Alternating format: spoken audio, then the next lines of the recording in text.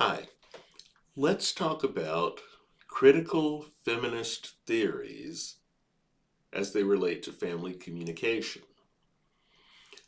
However, before we do that, we need to talk more broadly about the kind of societal influences that impact the way we interact with each other. For instance, we have lots of external elements that affect families. A family sits around a television to watch a show together, and those images may or may not, we can argue, reflect society, but they present, regardless of whether they accurately reflect society, they place images in our minds. They become part of the cultural landscape. We have social media as one of those external factors that people use to share information. And we have in our culture social movements that are trying to, in some cases, change societal norms, and in some cases, trying to revert societal norms to match the to match what it likely is a misguided view of how some parts of our culture operated beforehand. In order to look, or before we can talk about feminism as it relates to families, we need to look at the larger ecosystems that affect the family. In one sense, you have the family itself as a system, an idea that's not foreign to us coming after having looked at systems theory. But it would be more accurate to describe the family via this ecological view as a microsystem. The microsystem is that system in which the individual lives, in this case, the family. But but among microsystems, we have what becomes known as a mesosystem. So if each family is a microsystem, then all the families in a community or all the families in a town can become a mesosystem. Then we have the exosystem, which is the connection between an individual and that social setting. And of course, we have the larger macro system, the larger culture in which a person or a family lives. And you could, if you want to throw another dimension in it, we can talk about the idea of a chronosystem. A chronosystem being the macro system combined with the time during which we're viewing that macro system. Obviously, viewing American culture today is different than viewing American culture even half a generation, 15 years ago. Now, as we look at how the culture has changed and how external forces such as media have presented new challenges that lead to the rise of feminist theory, we find a lot of interesting angles on parts of the ecosystem that have affected or illustrated these changes. One one that I've found interesting for a couple of decades comes largely from a woman named Kathy Krendel. It's Krendl. Kathy Krendel studied an item that she found to be at the heart of a power struggle. And let's keep in mind that critical theories, as we'll talk about later, and as we've probably talked about before, critical theories are all about power. Krendel decided to study the remote control, its presence, its use, and the rules around it within families because it's the site of a power struggle. Television helps us to define families, and the remote control changed how we view television, and it gave the power to one person. The person who has that remote in hand has the power to open and restrict the flow of information or images into that household. Now, of course, this work came in the, well, not in the early ages of television, but certainly in the pre handheld device age of television. It's now not uncommon for people all to be watching the same television show, but second screening by watching something else on their phones or tablets.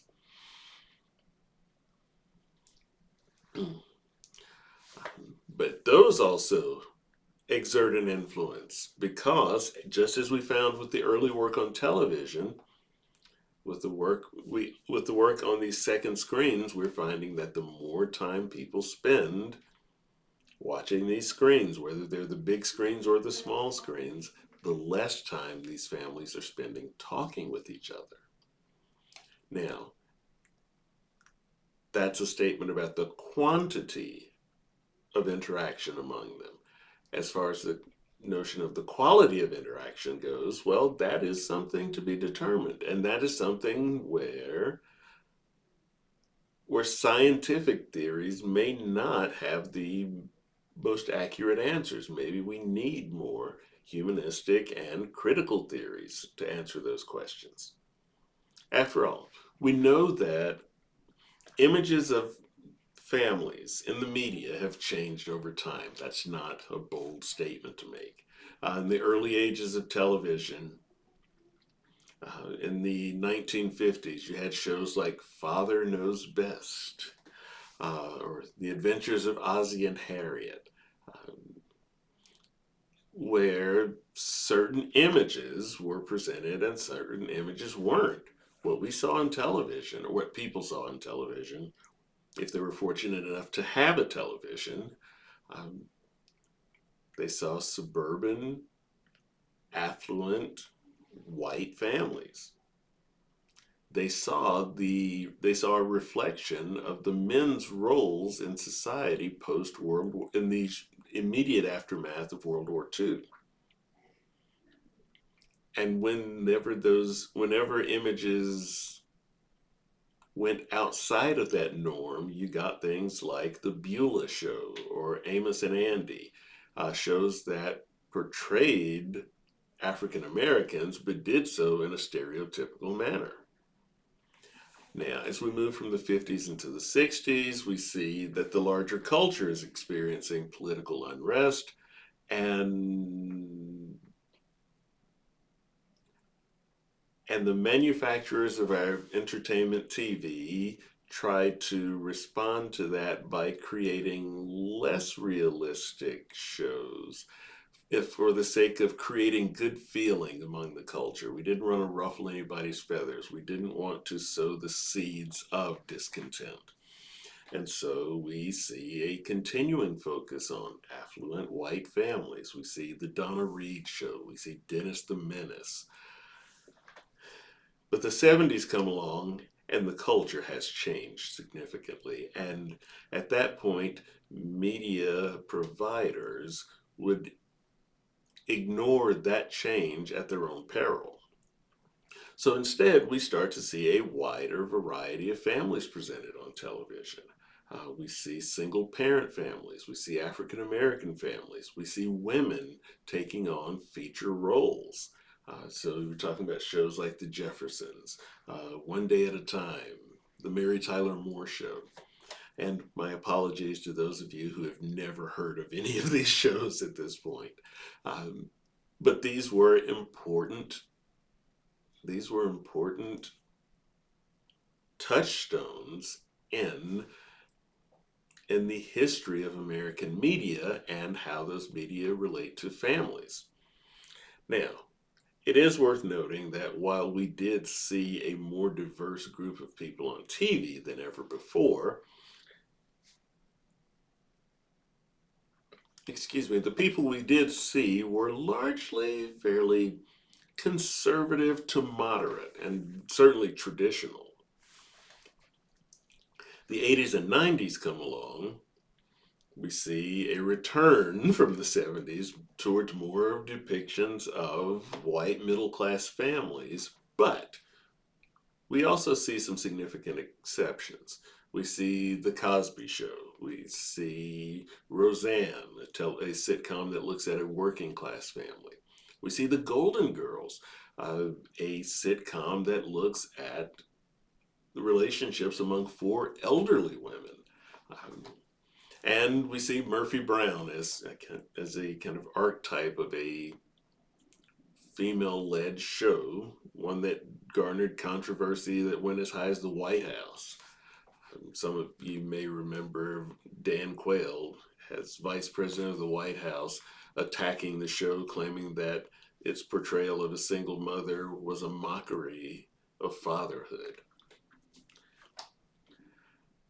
So we've talked all the way up to the 90s. Now let's talk 21st century.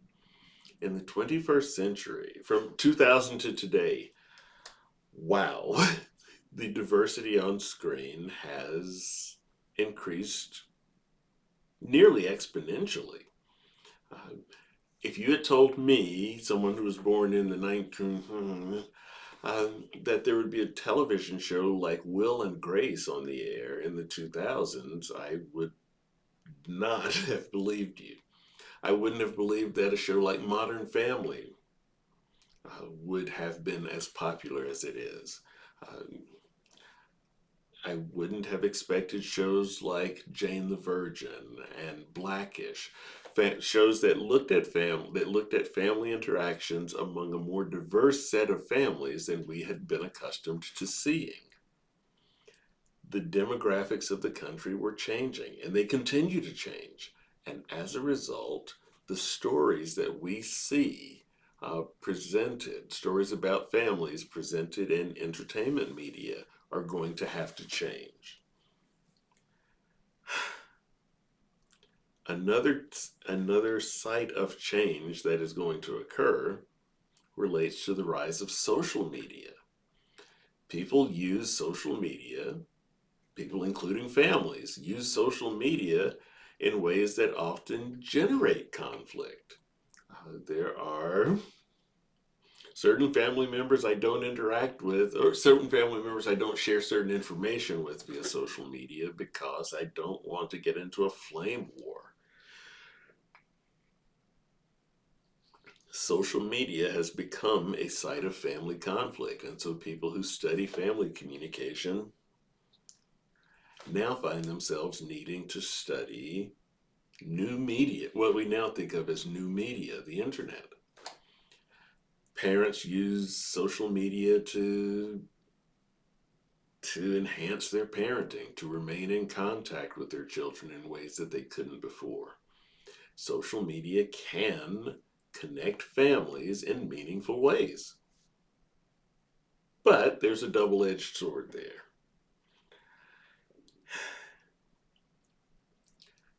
When used improperly, we've seen evidence to suggest that some families are attempting to use social media interaction to replace good old fashioned face to face interaction, and that qualitatively there is a difference that affects the quality and strength of those family relationships.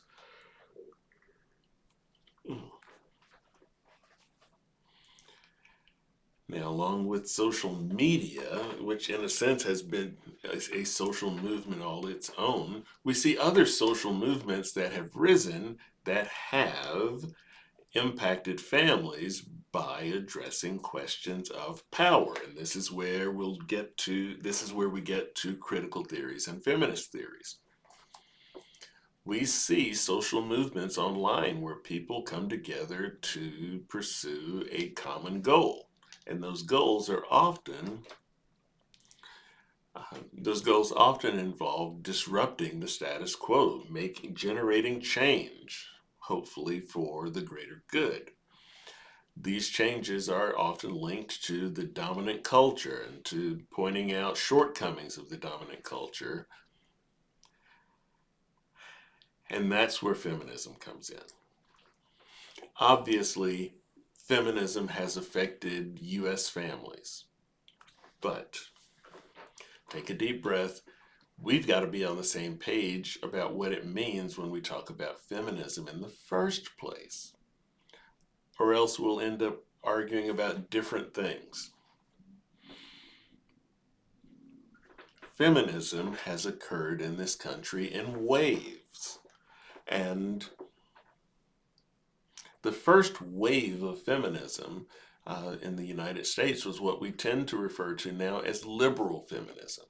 Liberal feminism is based on the notion that men's ways of being in the world and women's ways of being in the world are equal and should be valued as such. Think about the idea of equal pay for equal work. That is a liberal feminist idea.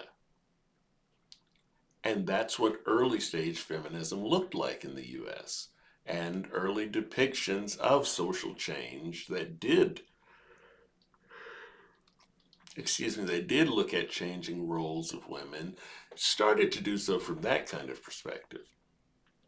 But that isn't the only type of feminism. There is, for instance, radical feminism. Radical feminism is based on a different notion altogether. That is, that men's ways of being in the world and women's ways of being in the world are not the same. In fact, one of them is preferable to the other. That women's ways of being in the world are superior to men's ways of seeing and being in the world. Um, the idea that the world would be a better place if women ran everything is a radical feminist notion. And that often becomes the stereotype associated with the term feminist. But not all feminists are radical feminists. Let's talk about the idea of cultural feminism. Cultural feminism is based on the idea that men's ways and women's ways of being in the world are just plain different, but that there is no greater than or less than. There is simply a not equal to. And that requires a different approach to thinking about dealing with matters of gender. When I teach my undergraduate classes and we talk about feminism, one of the things I ask them about is whether they have ever used a restroom that did not match their biological sex. And very few of the men will say that they've ever used a women's restroom.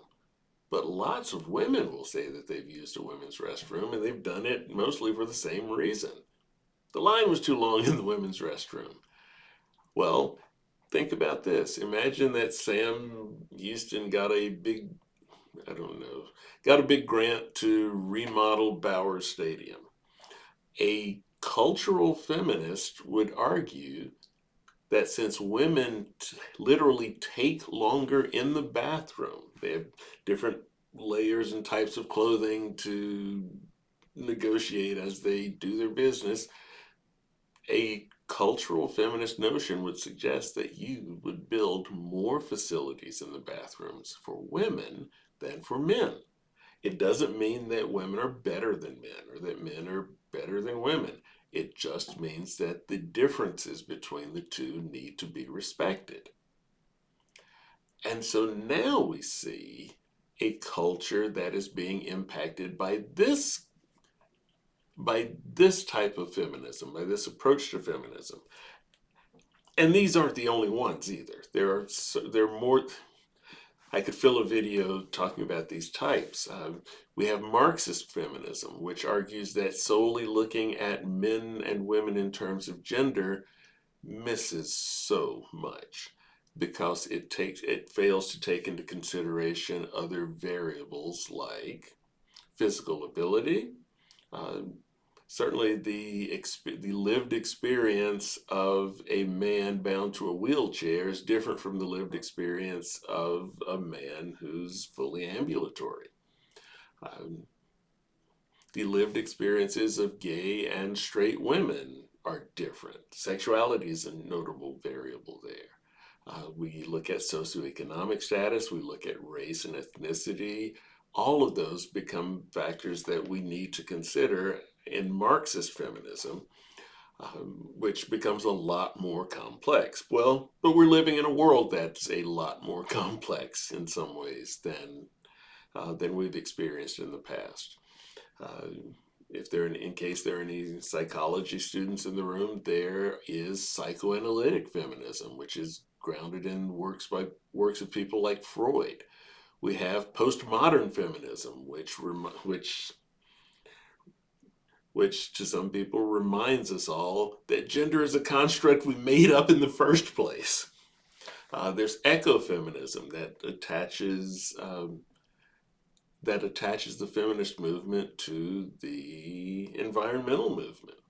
And no, this list isn't exhaustive, but this list does hopefully help us to connect a couple of things. One, the larger culture, and two, the role of feminism in trying to critique that culture.